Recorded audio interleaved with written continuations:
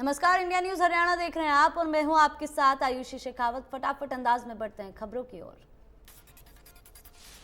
PM Modi अपने ऑस्ट्रेलियाई समकक्ष स्कॉट मॉरिसन के साथ वर्चुअल सम्मेलन में शामिल हुए। इस बीच पीएम मोदी ने कहा, दोनों देशों के बीच बेहतर सहयोग बनाना जरूरी। पीएम मोदी ने कहा, भारत और ऑस्ट्रेलिया के बीच संबंध और मजबूत हुए हैं। साथ ही पीएम मोदी ने स्कॉट मॉरिसन का भारतीय कलाकृतियां लौटने के लिए शुक्रिया कहा। रूस यूक्रेन के बीच जंग का आज 26वां दिन। जानकारी के मुताबिक यूक्रेनी सेना ने मारियोपोल में रूस के एक सीनियर नेवी कमांडर को मार गिराने का दावा किया है। वहीं रूस ने मारियोपोल शहर पर फाइनल कब्जे की तैयारी कर ली है। इसके लिए रूस ने रविवार रात को शहर के एडमिनिस्ट्रेशन को सरेंडर करने के लिए कहा। यूक्रेन के विदेश मंत्रालय ने दावा किया है कि जंग में अब तक रूस के 14,700 सैनिकों की मौत हो चुकी है। रूस के 476 टैंक तबाह किए जा चुके हैं। यूक्रेन के राष्ट्रपति व्लादिमीर जेलेंस्की ने दावा किया है कि युद्ध नहीं रुका तो तीसरा विश्व युद्ध होगा। रूसी सेना को हम जवाब देते रहेंगे। समझौते के लिए हर कोशिश जारी है। रूस और यूक्रेन की जंग में जान गंवाने वाले भारतीय छात्र नवीन का शव 20 दिन के बाद बेंगलुरु पहुंच गया है।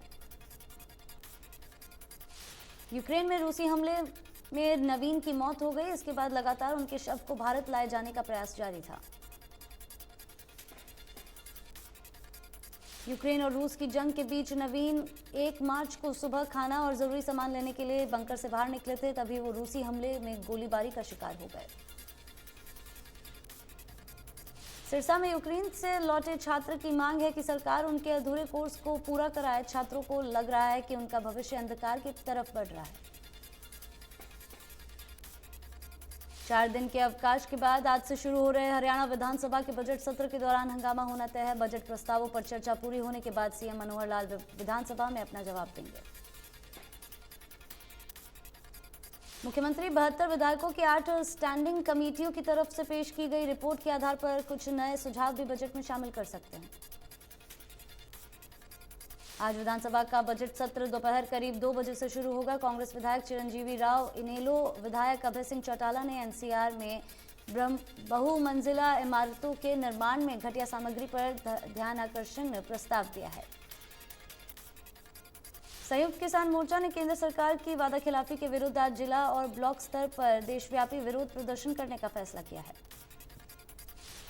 इसके अलावा 11 से 17 अप्रैल के बीच न्यूनतम समर्थन मूल्य की लीगल गारंटी के लिए एमएसपी सप्ताह मनाया जाएगा। करनाल में किसान मोर्चा के बैनर तले अलग अलग किसान संगठनों के पदाधिकारियों ने जिला सचिवालय में जोरदार प्रदर्शन किया। किसानों की मांग है कि एमएसपी कानून को लेकर पूर्व में केंद्र सरकार के साथ हुए समझौते की शर्तों को तुरंत लागू किया जाए। यमुनानगर में आम आदमी पार्टी के राज्यसभा सांसद सुशील गुप्ता के सामने आपस में भिड़ गए। इस बीच सुशील गुप्ता ने दोनों को समझाया। चंडीगढ़ में बजट सत्र के बाद 24 मार्च को सभी जिलों के डीसी और एसपी की अहम बैठक का आयोजन किया गया। भिवानी में हरियाणा शिक्षा बोर्ड की तरफ से 10वीं और 12वीं के एडमिट कार्ड आज जारी किए गए। दिल्ली पुलिस ने M3M बिल्डर के खिलाफ धोखाधड़ी का मामला दर्ज किया है। दिल्ली पुलिस की आर्थिक अपराध शाखा ने M3M बिल्डर के निदेशकों को आरोपी बनाया है, जिसमें कंपनी के प्रबंध निदेशक बसंत बंसल के साथ साथ दूसरे निदेशक रूप बंसल, पंकज बंसल के अलावा वर्तमान और पुराने कर्मचारी कृष्ण यादव और रवि खेरा समेत दूसरी 7 सहायक कंपनियां और उनके निदेशक भी शामिल हैं। MGF डेवलपमेंट लिमिटेड M3M ने गुरुग्राम के सेक्टर 112 और 113 में 31 एकड़ जमीन खरीदी थी और बकाया भुगतान के लिए पोस्ट डेटेड चेक दिए थे, लेकिन किसी भी चेक का भुगतान नहीं किया गया। M3M ने इस जमीन पर एक आवासीय परियोजना के निर्माण के लिए DTCP हरियाणा को लाइसेंस के लिए आवेदन किया है। M3M का इरादा एक प्रोजेक्ट को बनाकर बेचना था, लेकिन जमीन खरीद का भुगतान नहीं होने का MGF डेवलपमेंट लिमिटेड ने M3M के खिलाफ शिकायत दर्ज करवाई। कैथल में मुख्यमंत्री अंत्योदय परिवार उत्थान योजना के तहत लोन लेने पर आवेदक से कमीशन मांगने का मामला सामने आया, जिस पर संज्ञान लेते हुए मुख्यमंत्री कार्यालय ने एसपी को जांच के आदेश दिए। पीड़ित आवेदक ने बताया कि उसने मुख्यमंत्री अंत्योदय परिवार उत्थान योजना के तहत सैलून के लिए 1 लाख रुपए के लिए लोन का आवेदन किया था और उससे सैलून के सामान की कोटेशन के लिए कमीशन मांगी गई। चौधरी देवीलाल विश्वविद्यालय में प्रतियोगिता शुरू हुई, वहीं खिलाड़ियों ने मार्च पास्ट निकाला। चैंपियनशिप में 27 राज्यों से पहुंचने खिलाड़ियों ने भाग लिया। हैंडबॉल फेडरेशन ऑफ इंडिया की गोल्डन जुबली पर आयोजन हो रहा है। 24 मार्च को प्रतियोगिता का समापन होगा। उप मुख्यमंत्री दुष्यंत चौटाला समापन समारोह में मुख्य अतिथि होंगे। अंबाला के गांव जलबेड़ा में निःशुल्क मेडिकल, रक्त जांच और ई सेवा कैंप लगाया गया, जिसमें अंबाला की मेयर शक्ति रानी शर्मा पहुंची।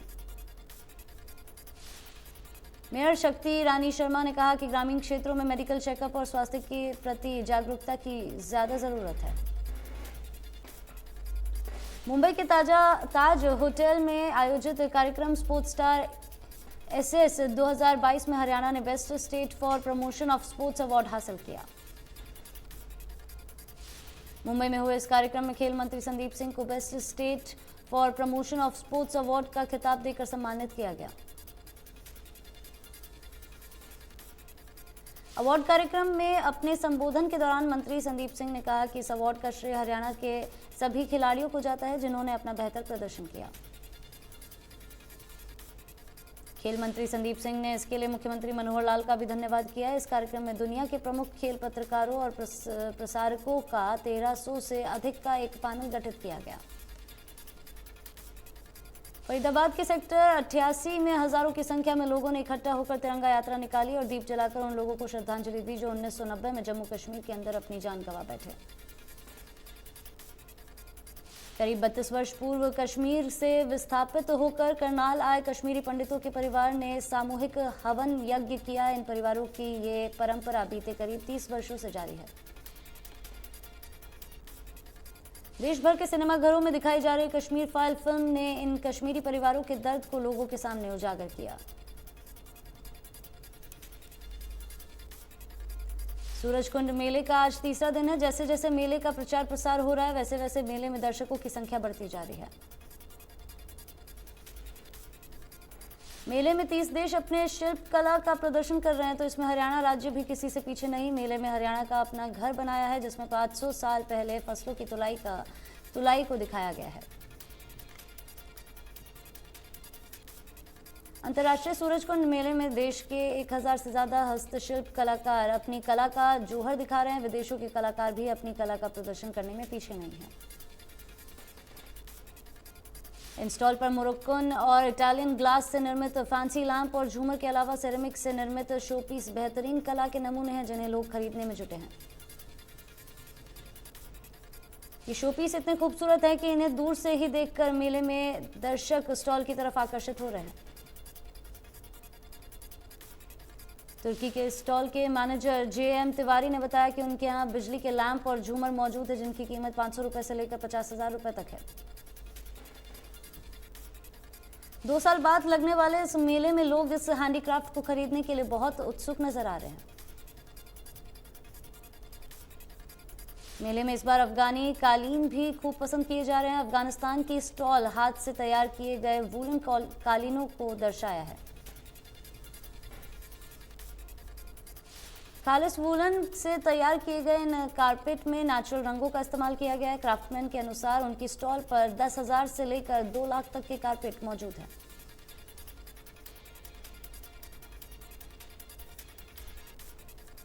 गुरुग्राम में खिड़की दौला टोल पर काफी समय से भारतीय सेना में अहीर रेजिमेंट की गठन की मांग को लेकर धरने पर बैठे लोगों को बीजेपी के मंत्री राव नरबीर सिंह ने समर्थन दिया। वहीं राव नरबीर सिंह ने अहीर रेजिमेंट के गठन की मांग रख इसके लिए लोगों ने भी उनका धन्यवाद और सम्मान किया।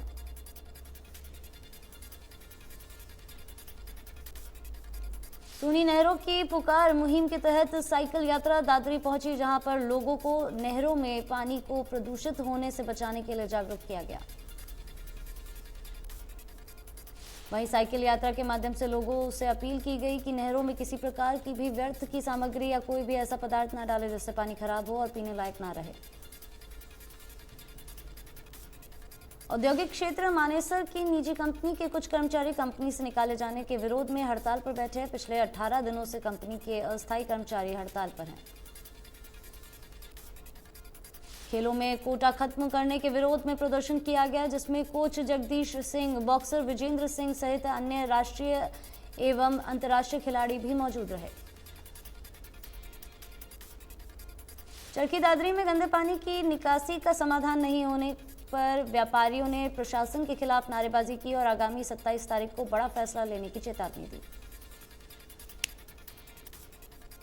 बिजली निगम के उपमंडल अभियंता ने बताया कि उपमंडल के 113 गांव और 31 ढानियां हैं। ट्यूबवेल कनेक्शन करीब 2600 और घरेलू कनेक्शन करीब 26,000 है।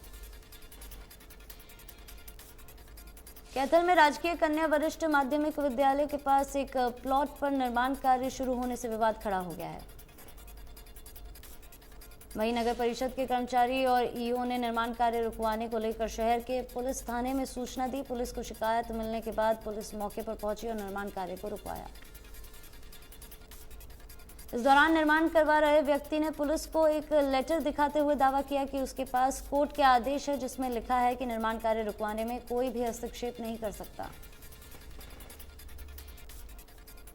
वहीं नगर परिषद के कर्मचारियों ने पुलिस को शिकायत में बताया कि जिस प्रॉपर्टी आईडी के आधार पर कोर्ट ने निर्माण कार्य का आदेश दिया है वो प्रॉपर्टी आईडी इस संपत्ति से संबंधित नहीं है।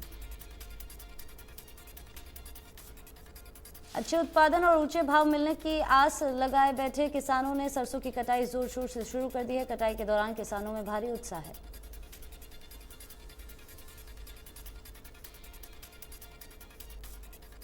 किसानों का कहना है कि कटाई के दौरान उन्हें लग रहा है कि इस बार सरसों का उत्पादन अच्छा होगा, क्योंकि परिस्थितियां सरसों की फसल के अनुकूल रही है और बाजार में भाव भी अच्छा है। कैथल की बेटी कीर्ति ढुल ने जॉर्डन में आयोजित एशियाई युद्ध मुक्केबाजी में अपना दम दिखाया और कांस्य पदक जीता।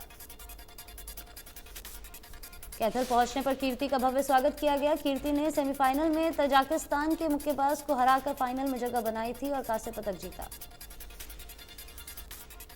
कीर्ति ने जीत का श्रेय अपने कोच के साथ साथ माता पिता को दिया। कीर्ति ने इससे पहले junior Asian boxing camp Dubai में स्वर्ण पदक जीता था।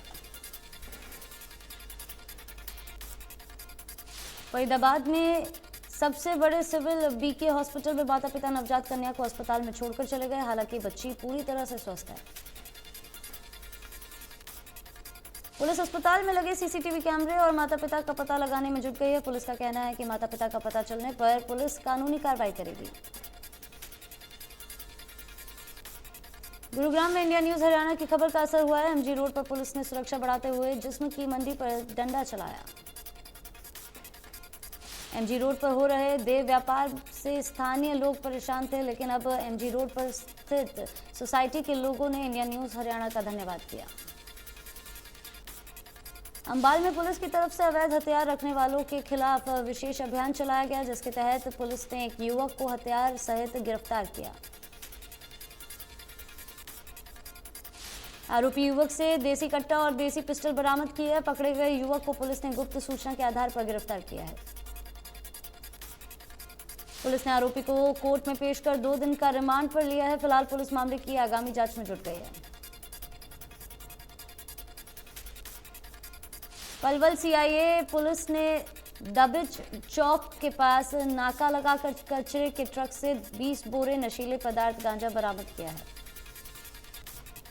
पुलिस ने ट्रक चालक और परिचालक को हिरासत में लिया और मामला दर्ज कर आगे की कार्रवाई शुरू कर दी है। रोहतक में गढ़ी माजरा गांव के पास झाड़ियों में एक युवक का शव मिला, जिसके चेहरे और सिर पर ईंट से वार कर तथा गला घोंटकर हत्या की गई। घटना की सूचना पर एफएसएल टीम की जांच के लिए पहुंची और शव को पोस्टमार्टम के लिए रोहतक पीजीआई भिजवाया। हत्या के कारणों का खुलासा नहीं हुआ है। कैथल के गांव भाना में पैसे के लेन देन के चलते रिश्ते कलंकित होने का मामला सामने आया, जहां 60,000 के लिए चाचा ने भतीजे को मौत के घाट उतारा। पुलिस ने कार्रवाई के दौरान 2 आरोपियों को गिरफ्तार किया है, जिन्हें अदालत में पेश कर रिमांड हासिल किया जाएगा। गुरुग्राम में एक बार फिर दबंगों की दबंगाई का मामला सामने आया है। गुरुग्राम के मोकडोला गांव में परिवार पर जानलेवा हमला हुआ है। मोकडोला के परिवार के साथ की गई मारपीट और घर का सामान तोड़ा गया। लाठी डंडे लेकर घर में घुसकर सरेआम तोड़फोड़ की गई, जिसमें 3 लोग घायल हुए। पीड़ित परिवार पर 20 से ज्यादा हमलावरों ने सरेआम जानलेवा हमला किया। पुलिस ने मौके पर पहुंचकर तफ्तीश शुरू की। आधा दर्जन से ज्यादा हमलावरों के खिलाफ नामजद तरीके से शिकायत दी गई। उकलाना के सूर्यवाला गांव में जेवरा निवासी 19 वर्षीय साहिल ने फांसी लगाकर आत्महत्या कर ली। उसके पिता ने बताया कि ट्रक मालिक के घर पर आत्महत्या की गई। आत्महत्या के कारणों का अभी पता नहीं चल पाया है। फॉरेंसिक जांच के लिए टीम भी मौके पर पहुंची और शव को कब्जे में लेकर पोस्टमार्टम के लिए भेजा। हरियाणा के विभिन्न जिलों में सप्लाई करने के लिए ले जाई जा रही नशे की एक बड़ी खेप झज्जर के अपराध शाखा की टीम ने पकड़ी। सोना की अनाज मंडी में एसडीओ कार्यालय के समीप सिगरेट के शौकीन चोरों ने सिगरेट के गोदाम में लाखों रुपए की सिगरेट की चोरी की है। गुरुग्राम के सदर बाजार में लकी स्टोर पर चोरों ने लाखों रुपए नकद और सामान पर हाथ साफ कर लिया। मौका पाकर चोरों ने दुकान के ऊपर की गेट का ताला तोड़कर अंदर रखे 7 लाख रुपए नगद और दूसरे सामान पर हाथ साफ कर फरार हो गए। चरखी दादरी में रोहतक रोड पर गांव रणकोली के समीप ऑटो और प्राइवेट बस की टक्कर में 2 लोगों की मौत हो गई। ऑटो में एक ही परिवार के आधा दर्जन लोग सवार थे। ओवरटेकिंग की वजह से हादसा हुआ। पुलिस मौके पर मौजूद है और जांच जारी है। गुरुग्राम में क्राइम ब्रांच ने हथियार तस्करी से जुड़े एक नेक्सस का भांडाफोड़ किया है। क्राइम ब्रांच सेक्टर 17 की टीम ने अभिषेक उर्फ गब्बर को गिरफ्तार किया है। शुरुआती पूछताछ में अभिषेक ने खुलासा किया कि सभी हथियार यूपी के अलीगढ़ से गुरुग्राम लाए गए थे। ये सभी हथियार सप्लाई करने के लिए थे। पुलिस के मुताबिक आरोपी लंबे वक्त से हथियारों की तस्करी में कर रहा था। अब पुलिस हथियार तस्करी के ऊपर मामले की जांच में जुटी है। अंबाला चंडीगढ़ हाईवे पर प्राइवेट यूनिवर्सिटी के सामने मैदान में 3 जिंदा हैंड ग्रेनेड और एक आईईडी मिलने से सनसनी फैल गई। प्रवासी श्रमिकों ने तुरंत इसकी सूचना पुलिस को दी, जिसके बाद बम डिफ्यूजर टीमों ने मौके पर पहुंचकर तीनों जिंदा हैंड ग्रेनेड को सावधानीपूर्वक डिफ्यूज किया। दिल्ली में धूप बढ़ने से तापमान में रोज बढ़ोतरी हो रही है। मौसम विभाग के मुताबिक इस बार मार्च में ज्यादा गर्मी पड़ने की आशंका है। मौसम विभाग के मुताबिक अभी दिल्ली वालों को गर्मी से राहत मिलने के आसार नहीं है। अगले 7 दिनों तक न्यूनतम और अधिकतम तापमान में थोड़ा बहुत इजाफा होगा। इस बार गर्मी समय से पहले आ गई है। देश में पिछले 24 घंटों में कोरोना वायरस के 1000 नए केस सामने आए हैं और 37 लोगों की मौत हो गई है और एक्टिव केस 26,000 के पार है। हरियाणा में कोरोना के 71 नए मामले सामने आए हैं और एक मरीज की कोरोना से मौत हो गई है। एक्टिव केस 450 के करीब है। 116 मरीजों ने कोरोना को मात दी है। दिल्ली में कोरोना के 62 नए मामले सामने आए हैं और एक मरीज की कोरोना से मौत हो गई है, जबकि संक्रमण दर 0.41% है। आरआरआर का प्रमोशन करने दिल्ली पहुंचे आमिर खान। 400 करोड़ के बजट में तैयार हुई फिल्म 25 मार्च को सिनेमाघरों में रिलीज होगी।